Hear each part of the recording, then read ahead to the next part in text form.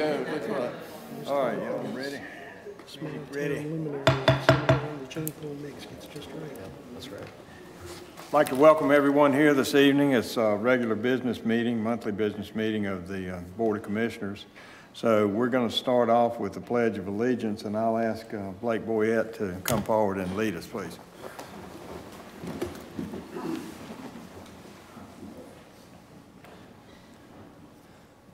I pledge allegiance to the flag of the United States of America and to the republic for which it stands, one nation, under God, indivisible, with liberty and justice for all.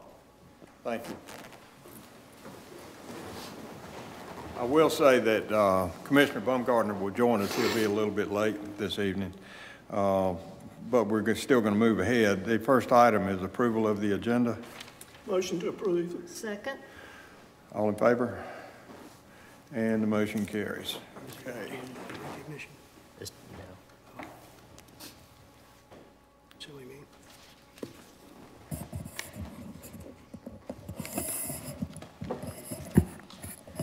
Okay, each month we recognize an outstanding student and teacher from one of our public schools.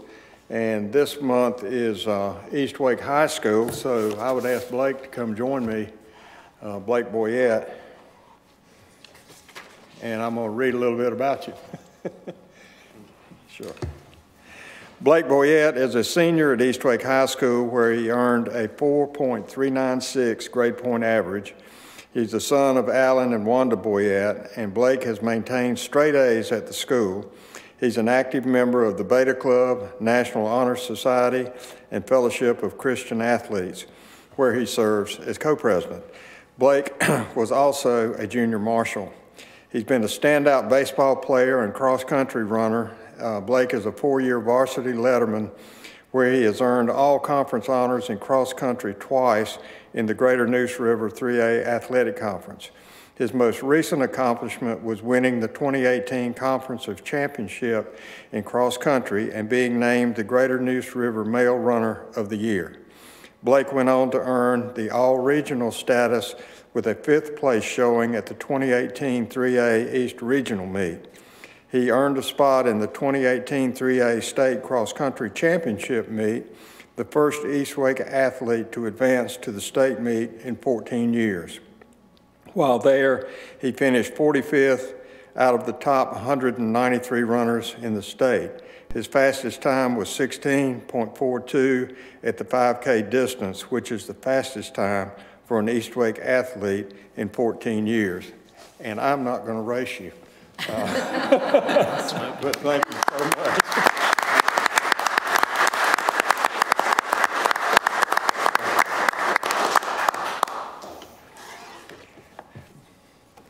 The teacher could not be with us this evening. I think it was some personal matter that came up that she's unable to join us, but I want to talk about her for a minute, read about her for a minute.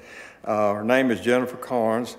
Jennifer Carnes has worked in the field of education for over 30 years, with 22 years of that having been at the Wake County school system, or in the Wake County school system. During her 22 years in Wake County, Ms. Carnes has worked as a teacher, Communities and Schools Coordinator, and Assistant Principal at Zebulon Middle School, and as Assistant Principal at East Wake High School.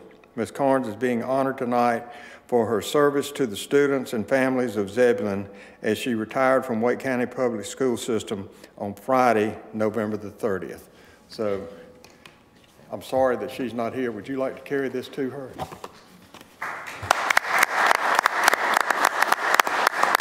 give her that with our congratulations. Thank you.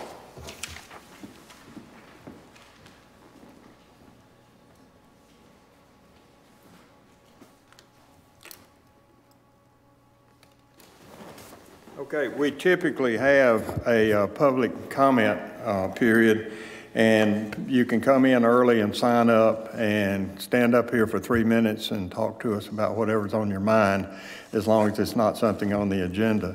But I say all that just to know for future reference, we had no one sign up tonight, so we'll move on with the agenda.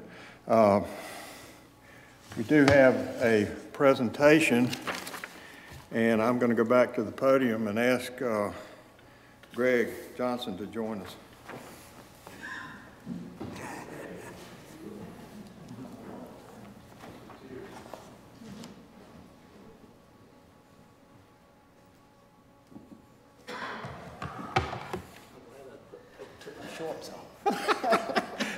It would have been normal.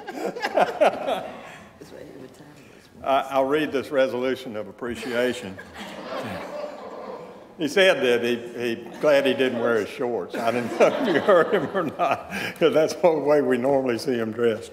Anyway, resolution of appreciation to Greg Johnson for his dedicated service to the town of Zebulon. Whereas Greg Johnson began his parks and recreation career as an intern in Wrightsville Beach, and whereas Greg Johnson came to work for the town of Zebulon in 1990 as the athletic coordinator, and whereas in October 1992, Greg was appointed as the Director of Parks and Recreation, and whereas Greg grew up in the Wendell community and moved to Zebulon in 1990, and whereas Greg chose to serve the Zebulon community for 28 years, and whereas over the years he has led the Parks and Recreation Department through growth, many changes, including the addition of the community center and greenways. And whereas his years of dedicated service to the town and its residents did not go unnoticed or unappreciated, now therefore be it resolved that the Board of Commissioners of the town of Zebulon does hereby express their sincere thanks and appreciation to Greg Johnson for his 28 years of dedicated service to the town of Zebulon and its citizens. And I would ask for a motion to adopt this resolution. So moved. Second. All in favor? It's official. Thank you.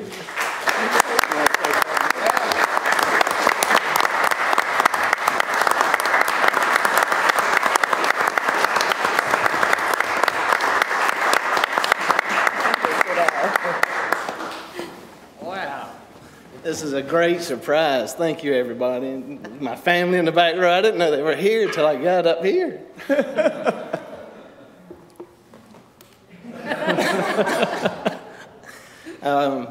Just let me say thank you. Back in 1990, when I first started, this jacket actually fit. I can't even button it anymore. That changed a little bit. There's been a lot of changes, but thank you so much. I've got a lot of gratitude to this town for what it's done for me, what it's done for my family, and it's just been awesome. So just simply thank you. Thank you very much. Thank you for a real good time. Thank you. Thank you, Greg.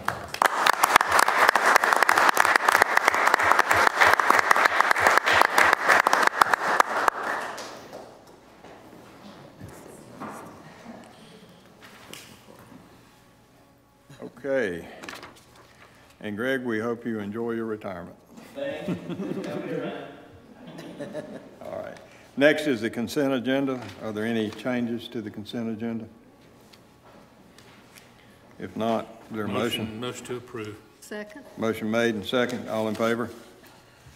And the motion carries. Thank you. Okay, the next is old business, and we had a closed session, I forgot, last week, I guess, to do the annual review of our town manager. And I'm not at liberty to talk about the review, but we did have the review with him. And as a result, at the end, the board, by consensus, agreed that he should have the maximum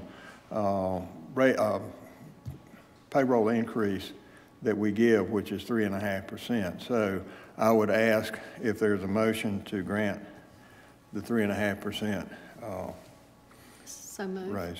Second. Motion made and second. Other comments or discussion? All in favor? And the motion carries. Thank you. And thank you, Doug. Thank you. Today. Next is purchase replacement of a K-9 police officer.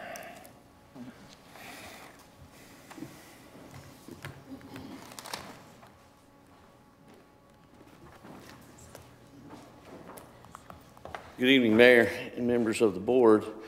I'm coming to you tonight referring to our K-9 program, our K-9 unit. And as if you recall, in 2016, we came to the board and I talked to you in a retreat, and then we talked to you again in a work session about the need that we had for 2 K-9 units.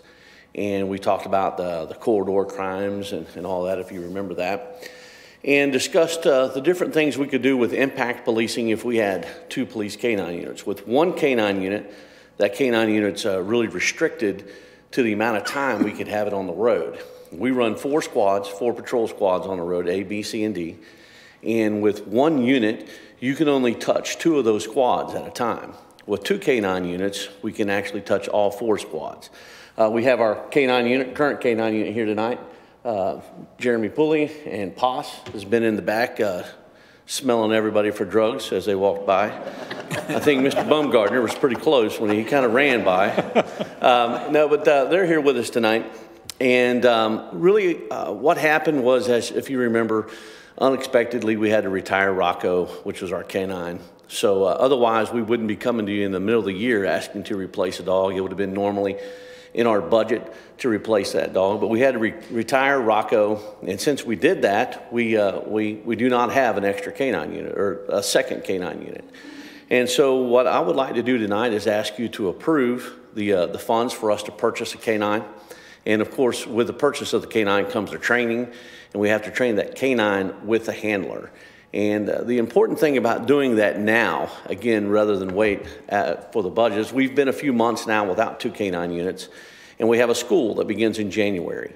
And if we would wait until July to get that second K-9 unit, then we would be several months past that before we could get the dog in the school, which would be make us about a year and a half, not meeting our goal of having a second K-9 on the street. So I think it's real important that we get the second K-9 unit so we can get the dog trained. It takes about 6 weeks to train the dog and the handler. And then there's some certification processes that the dog has to go through. Our dogs are trained with 6 different sorts of trailing and tracking or narcotic drug discrimination. So I think it's an awesome thing that we have a K-9 unit, and it's even if more awesomer was a phrase, I would say it would be that to have 2 K-9 units. So tonight I ask you to approve these funds in order to allow us to get another K-9 unit. Anybody have any questions? I have one in here, if I may have missed it, but what is the cost of the dog itself? The dog itself is $12,000. So that, okay, I thought where it said K-9 unit that it had to do with some of the training and all. Well, that's when the dog is $12,000, and there should be a form in your handout, which is well, actually in the ordinance. If you have a copy of the ordinance, the K-9 unit itself is $12,000. When we get these dogs are from Czechoslovakia. These dogs are guaranteed police dogs. They're guaranteed against disease like hip dysplasia. They're guaranteed to do the things we want them to do. If we should happen to get a dog that is afraid of gunshots, for instance, and you can't train the dog to be around a gun, or you can't train the dog to go upstairs, or anything like that, those dogs are guaranteed, and they can be replaced. And we have had a dog. We put a dog in training one time that did not pass the test. In fact, what this dog did was open its mouth as it smelled a trail. And what happens, that doesn't really allow the dog to focus in on the trail. They took that dog back and gave us a new dog. The other funds in there are the training of the dog. We trained the dog in Scotland Neck, and it's for the training for the officer to go up there and back and pay for some other things that we need for the K-9 unit, uniforms and some things like that. Well, I saw the 12. It just wasn't clear to me that was the price of the dog. So, awesome. Thank you. Thank you. Other questions? All right, what's your pleasure? I move that's ordinance 1917, right? Mm-hmm. Right. I move that we approve that ordinance. Second. Motion made and second. Any other comments or discussion? All in favor? And the motion carries. Thank you, Tim. Thank you very much. Okay, administration, health and dental insurance renewal.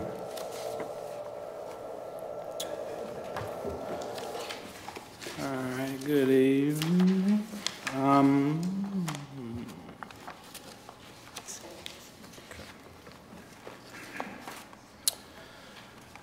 You'll see the PowerPoint that will go along with your staff report that I just gave you a little while ago. It's time again to renew our health, dental, and life insurance, vision, insurance for 2019. Just to take a look at 2018, we were with Blue Cross Blue Shield. You see the current rates of $468.65. That's medical, dental, and FSA costs that equated to about $410,500 a year. The Blue Cross renewal quote came in at $487.02 for a total of about $426,000. We solicited quotes as usual.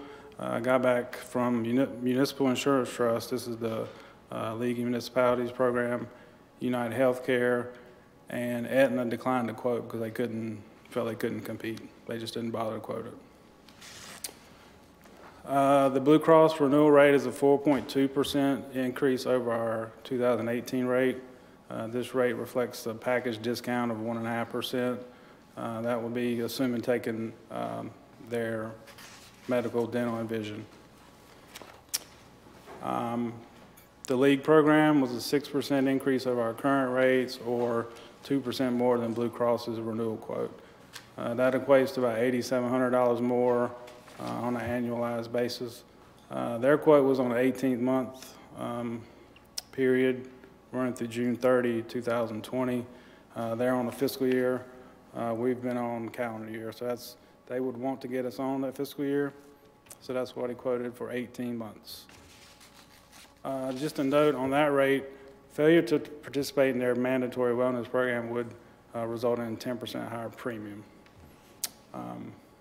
United Healthcare rates were pretty much out of our budget. It was $124,600 more than Blue Cross. And then, as I mentioned, the Aetna. Dependent care costs for the League program were slightly below Blue Cross and a lot below United Healthcare for the children, plus spouse or plus family. Blue Cross was lower than the League and United Healthcare. All these plans are basically the same as far as co-pays, deductibles, and things like that.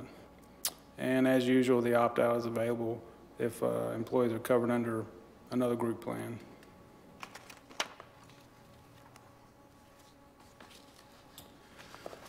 So what we did is kind of just did an operational analysis of the two main ones, the MIT and Blue Cross.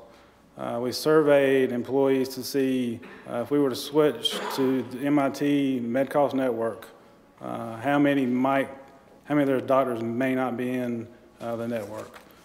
Of those responded, 6 said theirs were not. Of those 6 people, there were 10 total doctors, including specialists and et cetera. The dental for MIT or MedCost, they don't really have a dental network per se. They said most dentists accept it, but couldn't guarantee a number. And the other issue would be a delay in enrollment process. It takes about 30 days to switch. Blue Cross, it would be pretty much a seamless process. We would just renew the group. Cards and FSA cards would be pretty smooth. Any questions on any of that? Question? What's the family plan now, Bobby? I didn't see what does it cost? How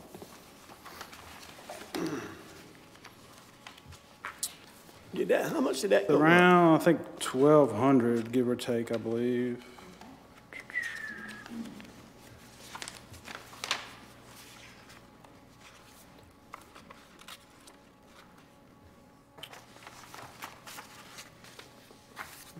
It's right around $1,200. I don't remember the exact number. It was up a little bit from this year, which I think was $1,150 or so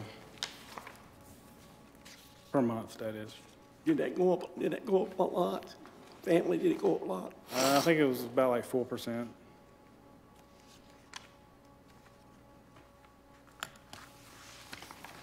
Other questions?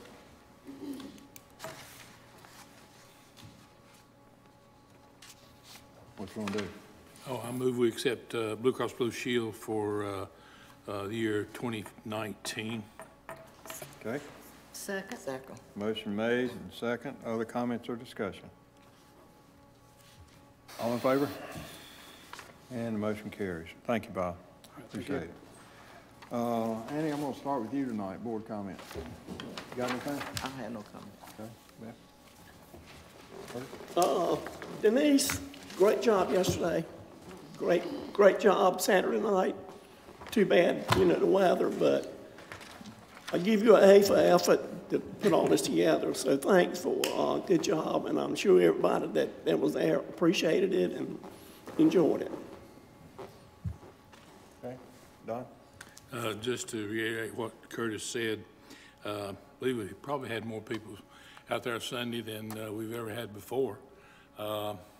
It was a beautiful parade. I've had numerous people comment on it, and let's do better next year.